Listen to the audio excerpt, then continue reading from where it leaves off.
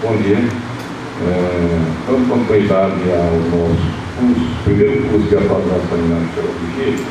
Nós hoje vamos ter a honra de contar com a presença do doutor Tomás, professor Dr. Tomás Navarro Rodrigues, amigo do Rio Grande do Norte, segunda vez que vem aqui, uma pessoa extremamente simpática, simples, e o inverso em termos de conhecimento. É uma expertise em esôfago, doenças do esôfago. O professor é chefe do laboratório de esôfago do Hospital das Clínicas, da Universidade de São Paulo, e chefe também do laboratório de investigação de continuidade digestiva do Hospital das Clínicas da Universidade de São Paulo. Portanto, é uma autoridade nos assuntos em que irá abordar dois assuntos: a calásia chagásica e não chagásica, e o grande iceberg da doença do refluxo, que é a doença do refluxo não erosivo. Professor, por gentileza. Bem, obrigado pelo convite. Eu sempre falo para o Roberto que eu prefiro até uma plateia um pouco menor, pelo menos está mais interessado. Eu tentei fazer uma abordagem bem um pouco diferente. Na primeira parte, que é a calásia ou a calasia, vocês vão ver que é uma coisa muito mais distante, não tem muita novidade nesse sentido, mas é uma coisa que a gente sempre tem que estar revendo. Para vocês terem uma ideia só de introdução, hoje nos Estados Unidos há uma preocupação com a doença de Chagas. Os doadores dos Estados Unidos são obrigados a fazer exame para a doença de Chagas, porque nós estamos tendo pessoas que recebem doação de algum órgão nos Estados Unidos e acabam pegando Chagas daquele órgão doado, coisa que até 2010 não existia. Agora é obrigatório, quem for doar algum órgão nos Estados Unidos, fazer o exame para a doença de Chagas, para vocês terem uma ideia, independente de qual órgão a ser doado. Então eles começaram a estudar isso também. Tem casos descritos de doença de Chagas em todo o sul dos Estados Unidos, a metade para baixo. Então isso começou a também ter um problema. Mas a gente também começou a ter o inverso. Começamos a ter a acalásia ou acalasia não chagásica, que é a chamada idiopática. E então a gente vai começar. Eu sou obrigado a colocar os dados de conflitos de interesse, para vocês verem que não tem conflito de interesses nenhum em relação a... E eu usei uma artimanha, com a calásia tem muita coisa técnica. Quem estiver meio cansado da aula, não for muito interessante, pode ficar tentando identificar quais são as imagens que eu peguei da internet de Natal e fico olhando, lembrando, mas pelo menos não dorme para ver qual é a próxima imagem. São truques que a gente usa para ver se o pessoal fica um pouco mais atento. Mas, para vocês terem uma ideia, a calásia ou acalasia vem do termo privação, negação e calas, ação de relaxar. Aqui começa a primeira confusão que a gente sempre tem. Quando eu era residente, a gente falava acalásia, o esfíncter não abre ou ele abre incompleto. Ponto. Isso é a definição de acalásia. Hoje, se vocês olharem definições de acalásia, tem definições americanas, definições europeias, que eles colocam, além disso, que exista ausência de peristaltismo do corpo esofágico. Então a coisa começa a se complicar um pouco. Tanto é que a gente pega os professores mais antigos e fala, não, acalásia quer dizer que o esfíncter não abre, ou totalmente ou parcialmente. Está certo, não está errado. Mas hoje, em termos da complexidade da doença, eles estão usando também o termo de que esse esôfago não tenha um peristaltismo. Não quer dizer que não tenha contração. Ele pode ser um esôfago com contrações aberrantes, mas sem peristaltismo, né? Então, só historicamente, em 1927 começou-se a usar o termo que pode ser acalásia ou acalasia, os dois são usados e cada um se familiariza do jeito que achar melhor, sem problema nenhum. É uma doença motora primária do esôfago, caracterizada por relaxamento parcial ou ausente e contrações sincrônicas ou ausentes do corpo esofágico. Você vê que eu coloquei a barra porque existe ainda essa crítica, não é um consenso internacional, dizendo se aqui nós vamos ter que usar o termo e ou não, tá? Por isso que eu pus uma barra, e contrações. Se for e contrações, tem que ter as duas coisas. A gente tem evitado, se o esfíncter não abre, a gente fala, olha, provavelmente é uma acalásia, porque o esfíncter não abre, o termo está certo para acalásia, mas ainda não fechou o diagnóstico da doença chamada acalásia, propriamente dita. É uma doença rara, a acalásia sem ser achagada, aproximadamente 10 casos para cada 100 mil. E uma prevalência muito grande em torno de 25 a 60 anos, sem predomínio de sexo. Ou seja, tanto faz o sexo masculino ou feminino, não há um predomínio. A etiologia da acalase idiopática que a gente começou a ter aqui no nosso meio é muito discutida. Primeiro, como é que eu posso afastar que esse paciente não tenha acalase por doença de Chagas? A Anvisa, o Ministério Nacional, o Ministério do Exterior, tipo nos Estados Unidos e tal, recomendo que você faça 2 exames para afastar. Não adianta ter só um exame, ou Machado Herrera, ou região sorológica. Você tem que ter 2 para afastar, tá? Então, geralmente, um pode dar um falso, mas 2 é muito difícil. Então, depois que você fez 2 exames e deu negativo, você começa a pensar na acalase idiopática. E na acalase idiopática, as principais causas são autoimune, infecção, degeneração, hereditariedade ou infecção por vírus. Ou seja, ocorre uma inflamação crônica do plexo mioentérico com perda desses neurônios. Nossa, que coisa complicada. Hoje a gente sabe que esse fundo imunológico nesse grupo de pacientes faz com que a gente não consiga saber exatamente o que levou a essa doença. Para quem não sabe, a gripe aviária agora, recentemente, matou uma pessoa no litoral de São Paulo. Lá foi em São Vicente ou em Santos, não sei. Então nós estamos começando a ter também esses vírus que a gente está trazendo, que a gente não sabe como ele vai atuar. Mas em termos de acalase, essa inflamação crônica que ocorre, o que levou a essa inflamação crônica? Não se sabe. Por isso que eles estão chamando de idiopática. E começou-se a ver uma coisa que é um pouco complexa para a gente entender, o que acontece? Primeiro, uma inflamação desse plexo sem diminuição de células ganglionares. Depois começa a ocorrer a perda ganglionar no plexo mioentérico desse esôfago distal. Veja que esse caminho fisiopatológico é muito complexo. Diminuição dessa inervação do plexo mioentérico, mudança degenerativa do nervo vago, mudança quantitativa e qualitativa do núcleo motor dorsal do vago. Veja que a gente já está entrando em nível sistema nervoso central. Diminuição de pequenas fibras nervosas com diminuição intramuscular dos hormônios VIP, vaso intestinal polipeptídeo, neuropeptídeo Y, escassez dessas vesículas nervosas, inclusão intracitoplasmática no núcleo motor dorsal do vago e no plexo mioentérico. Então, o que eu quero chegar em termos práticos? Nós temos uma alteração imunológica, inflamatória, que compromete tanto localmente quanto em nível do sistema nervoso central, onde vem a ordem, principalmente através do nervo vago. Então, por isso que é muito difícil a gente acabar fazendo o diagnóstico nesses grupos de pacientes de acalase idiopática e até pensar no tratamento. O que eu vou fazer no tratamento? No tratamento eu não vou trabalhar na causa principal, principalmente se você já tiver um comprometimento do núcleo motor dorsal do vago. Não tem como você atuar. Então, você vai tentar melhorar o paciente do que ele tem, melhorar esse quadro que ele apresenta. E essas lesões dos neurônios do esfíncter esofagiano inferior provocam uma deficiência seletiva de óxido nítrico. Isso também é questionável, são trabalhos mais recentes mostrando isso, mas o que importa é saber que ocorre essa inervação, alteração nessa inervação local ou à distância. A gente achava que era só uma coisa local, mas não, a gente começou a ver que tem inflamação e comprometimento da parte do sistema nervoso central.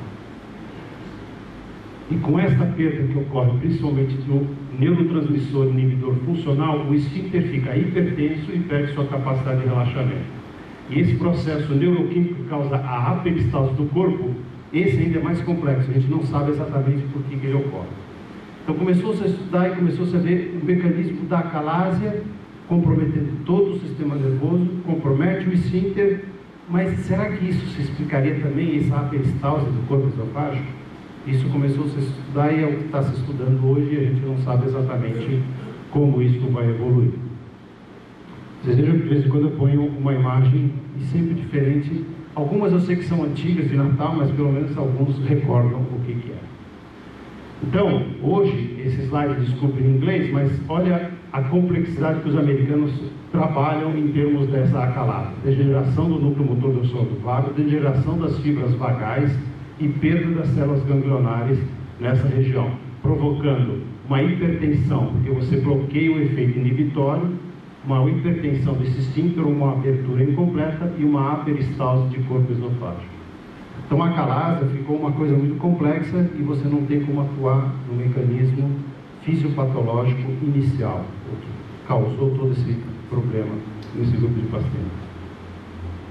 E a gente sabe que, uma vez que você tem esse mecanismo complexo, se o movimento ocorre dessa maneira, acetilcolina, óxido nítrico, vaso intestinal polipeptídeo, um hormônio causando relaxamento, ocorre todo esse complexo de alterações desse plexo, principalmente o plexo mioentérico, fazendo com que esse esôfago não funcione adequadamente. Mas será que tem importância o corpo do esôfago? Hoje a gente sabe que tem. Antigamente a gente falava, isso é um órgão de condução. Ou seja, conduz o que tem da boca e leva até o estômago, ele só serve para isso. Tanto é que se você ficar de pé, você pela gravidade você desce.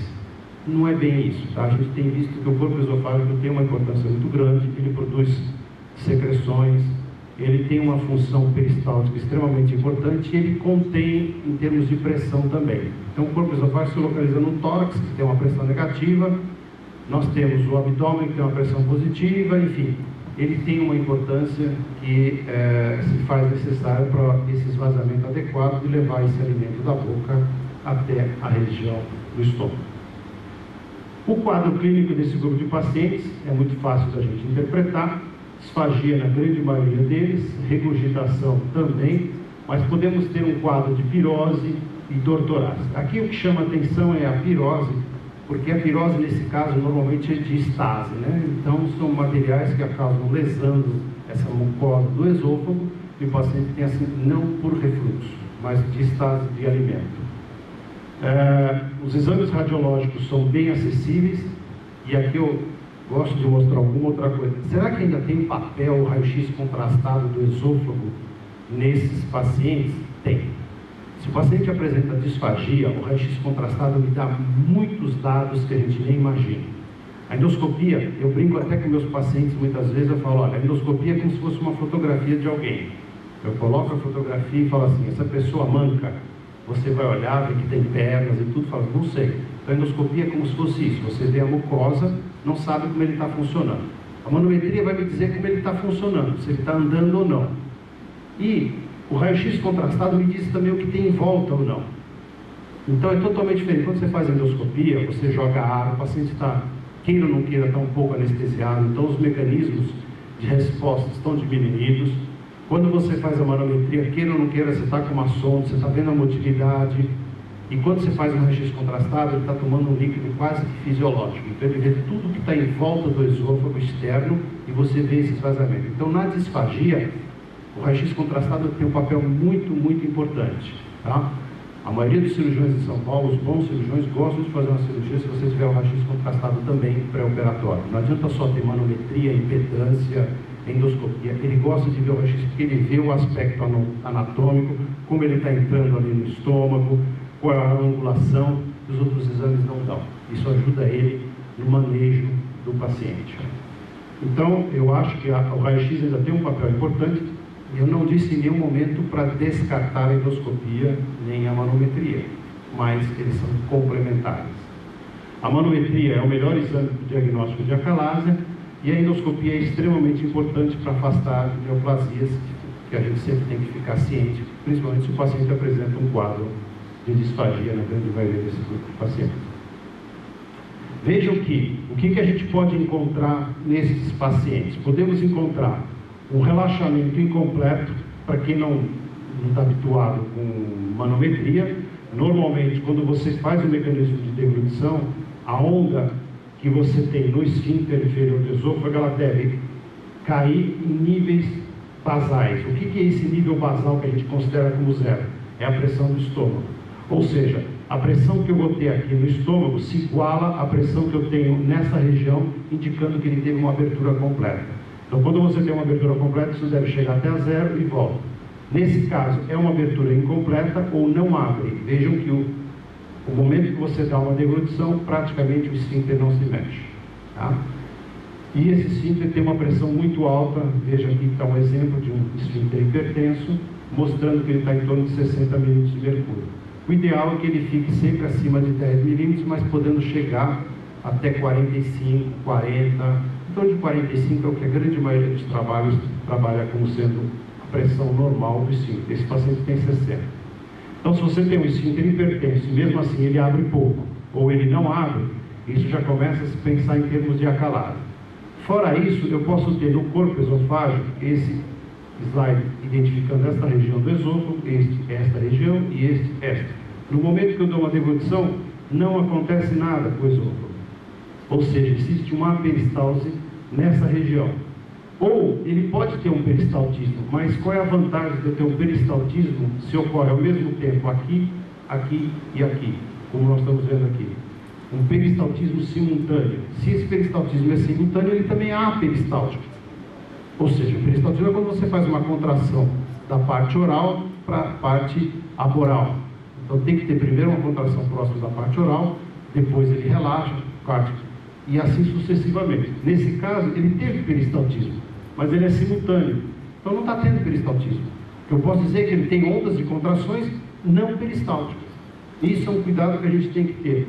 Então eu posso ter as chamadas aperistalses com contrações simultâneas ou uma aperistalse com ausência de contração. Em ambos os casos, o prognóstico é muito ruim. Existe uma terceira classificação, que alguns gostam de usar, que são as ondas aperistálticas simultâneas vigorosas. O que é vigoroso? Existe uma contração muito alta, acima de 60 milímetros de mercúrio, mas sem peristaltismo. Ela é simultânea. Tá? Alguns acham isso é inferência, não tem nada comprovando, que quando você tem alguma contração, parece que o resultado cirúrgico nesse grupo de pacientes é melhor do que esse que você não tem nenhuma contração. Mas a gente precisa de mais dados e isso é através da medicina baseada em evidência. Mas ao mesmo tempo eu sempre abro um parênteses na medicina baseada em evidência. Cuidado com a medicina baseada em evidência. Porque eu posso dizer que, por exemplo, Coca-Cola zero engorda. Porque eu só vejo um gordinho tomando Coca-Cola zero. Eu nunca vi um magrinho tomando Coca-Cola zero. Então isso é uma medicina baseada em evidência. Então cuidado a gente extrapolar as coisas. Então dependendo do ângulo que você avalia as coisas, você pode ter um falso resultado, né? Então, existe a medicina baseada em evidência, que tem que se trabalhar com o maior número, mas quando vocês forem falar para pacientes, vocês podem usar uma frase minha, eu libero para vocês. Cada caso é um caso. Isso é uma frase minha, se vocês falarem, vocês têm que avaliar. Por isso que a medicina é muito bonita. Cada paciente tem uma abordagem um pouco diferente. Então, mesmo que não tenha grandes trabalhos de medicina baseada em evidência, vejam que aqui você consegue ter dados e você começa a ter uma experiência em grupo de pacientes. São feelings que você vai estar tendo, isso não vai estar escrito em livro nenhum. Então, é importante sim que você tenha essas ondas e que muitas vezes ela te dá uma boa resposta no pós-operatório, apesar de não termos medicina baseada em evidência sobre esse aspecto. O objetivo do tratamento sempre é qualidade de vida, redução dos sintomas e prevenir complicações. Olha que importante, nenhum tratamento restabelece a peristalse esofágica nem o relaxamento do esfíncter. Apenas a gente visa a redução da estase. Como eu disse no começo, a calásia é uma coisa estanque. Eu não tenho nada ainda que atue em termos de voltar ao que esse paciente era antes. Uma vez que ele adquiriu esse processo, é irreversível. Eu diria até que é muito semelhante a um quadro neurológico. E uma vez você consegue, o neurologista consegue dar o diagnóstico preciso onde é que está a lesão X, mas e daí? Está lesado o nervo 24 do 36 e tal, mas o paciente não vai voltar a mexer aquele dedo do pé direito. Mas ele sabe exatamente onde está a lesão. Então a mesma coisa, a calásia a gente sabe um monte de coisa, mas e daí? Não vai voltar. Então você tem que trabalhar em cima dessa consequência que o paciente tem. Recomendações gerais e medidas dietéticas. Explicar a doença, tentar tranquilizar ao máximo o paciente, porque a primeira coisa que ele pensa é que ele está com câncer. A ansiedade, tensões emocionais podem ser desencadeantes, porque ele está ansioso, ele quer comer, porque ele acha que engasga, tosse, disfagia, vomita, aí machuca, sai um pouco de sangue, pronto, eu tenho câncer, doutor. Então a gente tem que fazer com que o paciente coma devagar, explicar direito, exatamente o que ele tem, direitinho, com calma. Se eu tenho essa doença, tem aquela, tal, não é isso, vá com calma e a gente vai melhorar. Ingerir apenas após uma boa mastigação. Aqui é um dado interessante que nós, gastroenterologistas, não temos muito hábito de olhar a boca do paciente, tá? Isso é uma coisa de todo mundo. E esses pacientes muitas vezes não têm dentes adequados, ou a dentadura está frouxa, coisas do tipo, que eles acabam não mastigando direito. E a causa é aqui em cima. Não é raro a gente pegar no hospital pacientes com disfagia em consequência de uma má dentadura ou de algum problema dentário que ele não conseguiu associar, porque ele não mastiga direito, engole um pedaço enorme e aí engasga mesmo. Então, boas condições dentárias ou próteses, alimentos irritantes, quentes ou frios, evitar, e a última alimentação no máximo 2 horas antes de deitar. Podemos usar como tratamento a toxina botulínica. Isso é uma coisa interessante. Temos 2 grandes diferenciais na toxina botulínica. Até aqui tudo é parecido com a doença de Chagas e a calase idiopática. Daqui para frente a gente começa a ver algumas coisas diferentes. Primeiro, na toxina botulínica você pode fazer 20 a 25 unidades nos 4 quadrantes. É uma injeção, ou pode fazer uma injeção intraesfiteriana de aproximadamente 85% dos alívios dos sintomas. Então a toxina botulínica você faz os quadrantes para tentar relaxar essa musculatura. Na calase idiopática ele tem uma função muito boa. Em 6 meses pode ocorrer a recorrência dos sintomas em 50% dos casos. E quando você tem uma calase vigorosa, que é aquela com ondas altas, acima de 40, acima de 60, em idade maior de 60 anos, o retorno dos sintomas é após 18 meses. O que eu quero dizer? A toxina botulínica tem uma resposta muito melhor na calase idiopática do que na calase achagácea, tá? Mas normalmente, no máximo, esses pacientes ficam assintomáticos em torno disso, 18 meses, né? Então, esse paciente vai voltar a ter sintomas, você vai ter que fazer nova aplicação, coisas desse tipo. Então, a toxina botulínica não é de eterno, você tem um relaxamento, mas aí você vai ter que fazer repetições dessa aplicação, né? Mas é uma coisa menos invasiva, principalmente naqueles pacientes que você pensa em não fazer um ato cirúrgico, tem uma contraindicação. Em termos de farmacoterapia, nitratos e bloqueadores de canais de cálcio usando 5, 10, 20, ocorre uma melhora dos sintomas e redução da retenção esofágica não foram tão intensas quanto esperado. Ou seja, ocorre a melhora, porém, quando a gente faz o exame para ver essa melhora, não me parece que teve uma grande melhora. Então, o dado objetivo, que seria o exame, não mostra essa grande melhora. Mas sintomático, o paciente se sente um pouco melhor. Na prática, a gente quase não usa. Tem muito efeito colateral. Esses pacientes já têm uma faixa etária grande, então ele já tem hipertensão, já tem outras doenças, e você vai dar uma droga que cai a pressão, ele fica hipotenso. Então a gente usa em casos muito selecionados este grupo de tratamento, tá?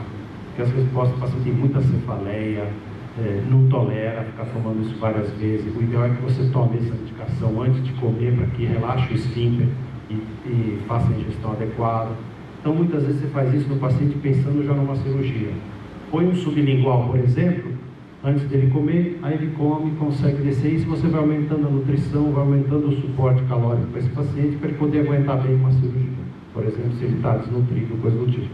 Mas como terapêutica ad eterno, são poucos casos que respondem. Agora, uma coisa nova que tem é o sildenafil, que é uma coisa muito interessante, porque pode ser usado por vários aspectos. Quem não sabe o que é o sildenafil é o Viagra. Então pode ser que não funcione para o esfíncter de Anderson, mas vai funcionar para outras coisas e vai ficar mais animado, né? Assim como, eu não sei se o Viagra feminino também vai ter essa mesma resposta, mas é uma coisa interessante e você pode até prescrever para essas pessoas, olha, pode ser que o senhor não coma direito um tipo de comida, mas ajude para outros, né? Então você vai se sentir bem. Mas tem trabalhos mostrando que uma boa resposta do sildenafil, e os pacientes até gostam, porque ficam mais, né? Bem, mas o que se faz no dia a dia mesmo em termos de tratamento da calase ou acalasia? Geralmente a gente usa dilatação. Geralmente esses pacientes que têm condições cirúrgicas, ocorre uma perfuração em torno de 2% ou outras complicações. E geralmente a gente fica naquela crítica. Uma das coisas que existia era a seguinte: por que eu estou falando da crítica? Se eu fizer dilatação, eu estou abortando a cirurgia? Não. Se eu fizer dilatação, esse paciente pode ir para a cirurgia. Se eu fizer toxina botulínica, eu estou abortando a cirurgia? Não. Ele pode fazer toxina botulínica e depois precisar da cirurgia. Então, talvez sejam etapas que você faça até o paciente digerir a ideia de que ele vai precisar de uma cirurgia, que acaba sendo a indicação primordial na maioria desses pacientes. Então, a gente pode fazer a dilatação, o paciente vai se sentir melhor, ele vai se alimentar melhor e depois você pode pensar numa cirurgia nesse grupo de pacientes. Não tenham pressa em mandar logo esse paciente para a cirurgia. O tempo da duração de dilatação é totalmente variável, tem pessoas que precisam repetir depois de 6 meses, tem pessoas que precisam repetir em torno de 1 ano, enfim, é muito variável, tá? Alívio dos sintomas pode ocorrer até em 90% dos casos, mas vejam que pode ser em torno de 50%, quer dizer, jogar uma moeda para cima, você pode melhorar, pode como não melhorar, né? Então a dilatação é uma opção, mas não tem uma chance de acerto muito alta, mas eu acho que é uma opção interessante para o paciente voltar a se alimentar. E claro que o tratamento ideal acaba sendo a cirurgia. A mais utilizada é a Heller, e vejam que com resultados excelentes em torno de 94%. A cirurgia tem 2 poréns que a gente tem que tomar um certo cuidado. Primeiro, se você não fizer uma boa cirurgia, uma ligatura para evitar refluxo, esse paciente vai ficar tendo refluxo, vai ficar só tomando o remédio o resto da vida. Então isso é uma coisa que a gente tem que estar atento. E segundo, a cirurgia, antigamente, na minha época, a gente mandava operar os graus 3 e 4 de Resende, que era aqueles mega grande, ou tórico mega. Hoje, cada vez mais, a gente está operando mais precocemente. Tá? Então a gente está mandando operar pacientes com mega grau 1, comprovadamente, porque é o que tem melhor resposta. Por quê? Porque a gente não tem nada de tratamento na fisiopatologia, como eu mostrei, que é muito mais complexa. Então não adianta eu estou trabalhando mecanicamente, porque ele tem um problema mecânico que não abre aquele esfíncter. Então vamos abrir aquele esfíncter. Então faz a cirurgia, você corta, rompeu, muito bem, obrigado, e esse paciente vai se sentir bem durante um bom tempo. Desde que tome cuidado com o refluxo, e então você tem que segui-lo dessa maneira. Outro dado interessante que é, mesmo que ele faça a cirurgia, periodicamente você tem que fazer uma endoscopia para procurar câncer nessa região. Pelo amor de Deus, os pacientes têm maior chance de ter câncer pela essa peristalse. Mas ele já fez, mas ele continua com o corpo esofágico ruim, eles acabam tendo uma retenção. Então, periodicamente você faça um controle endoscópico. Se você puder fazer com cromoendoscopia, é ótimo, que você aumenta a sensibilidade. Se você tiver NBI, mesmo em São Paulo é muito caro, ou FACE, enfim, tenta dar algum suporte a mais. Se você não tiver nada disso, tenta fazer algumas biópsias em distâncias diferentes do corpo esofágico para não deixar esse paciente aparecer com câncer aí e você comer bola nisso. Então a cirurgia tem essa grande vantagem, o paciente vai ficar feliz da vida, vai voltar a comer tudo, mas você não tirou a lesão dele. Então pode ser que ele venha a ter problemas no futuro. E a segunda coisa que eu queria comentar na cirurgia, quando for indicar a cirurgia, estude esse paciente com um pouco mais de cuidado, né? Por que eu estou dizendo isso? Porque você pode ter esse paciente, um mega piloro, um mega duodeno, um mega ilho, um mega copo, enfim, você vai dar uma alimentação para ele, mas ele complica tudo do restante, tá? Então não tenha pressa, não é uma cirurgia de urgência. Faça uma avaliação desse paciente, tire uma história clínica adequada, veja se ele não tem nenhuma outra alteração, porque muitas vezes você acha que aqui o problema e ele está tendo um problema de esvaziamento do piloro. Aí você faz uma grande cirurgia, o paciente quase morreu na mesa, tal. Quando você vai ver, o paciente continua com o estômago estufado, o problema dele é que não abriu o piloro. Então por que não fez a piloroplastia junto, né? Então faça uma avaliação com calma, veja esse paciente com tudo, que não tem nenhuma urgência, e aí você tem uma maior chance de sucesso para não ter complicações, né? Mas isso é uma coisa que deve ser sempre avaliada. Quando a gente compara a dilatação com a toxina botulínica, com 12 meses de segmento, após a dilatação, os pacientes estavam em maior frequência com redução dos sintomas, ou seja, a dilatação parece que tem uma melhor resposta ainda do que a toxina botulínica, quando a gente compara os dois. Quando a gente compara a dilatação com cirurgia, é semelhante entre os outros dois grupos. Qual é o problema? A dilatação você vai ter que repetir, mas o paciente se sente bem, porque você dilatou, rompeu aquelas fibras e é isso que você quis e é o que a cirurgia vai fazer, né? Custo-benefício, a dilatação é mais barata, a toxina botulínica é mais cara que a dilatação, a cirurgia é mais cara que a toxina botulínica. Porém, a cirurgia raramente nova intervenção e a toxina botulínica repetição constantemente, e assim como a dilatação há necessidade de repetição também, né? Então, quando você for avaliar, você tem que levar isso em consideração. Em termos de convênio, que a grande maioria dos pacientes acabam tendo, eles cobrem cirurgia sem problema nenhum. Em termos de SUS, também fazer a cirurgia não é um grande problema. Então eu acho que com isso não tem uma grande complicação em termos de optar por esse ou aquele, desde que você deixe claro que o melhor o paciente naquele momento muitas vezes seja dilatação, mas ele vai acabar caindo numa cirurgia. Portanto, os tratamentos que a gente acaba tendo, ou drogas, nitratos, canais de cálcio, ou toxina botulínica, ou a gente faz a dilatação, que a gente consegue até reverter, ou a gente faz uma cirurgia e o paciente não tem mais repercussões nesse sentido daqui para frente. Então vejam que a acalase ou acalasia, seja ela idiopática ou chagásica, o tratamento acaba caindo do mesmo jeito. O único cuidado que você tem que ter na doença de Chagas é repetir 2 exames para ter certeza que tem doença de Chagas e não fiquem fechando o diagnóstico com uma coisa só. Procurem o paciente e ver se ele não tem outras comorbidades ou outras coisas associadas. Tá? Eu não tenho acalase nem acalasia, para quem sabe, esse aqui é a minha cidade, onde eu nasci, eu sou de Santos, né? Mas eu sou corintiano, ninguém é perfeito, né? E para vocês verem que eu não tenho estresse, esse aqui sou eu na beira da praia, né? Então, vocês ficarem tranquilos. E quem quiser conhecer Santos, que dizem que é o maior jardim, um dos maiores jardins, a praia não é tão boa, mas o jardim é maravilhoso, serão bem-vindos sempre. O que eu tinha para falar de acalase ou acalasia era isso, e se vocês quiserem perguntar alguma coisa, a gente toma um cafezinho 10, 15 minutos, depois a gente vai para a doença do refluxo, que é muito mais palpitante e tem muito mais coisas novas.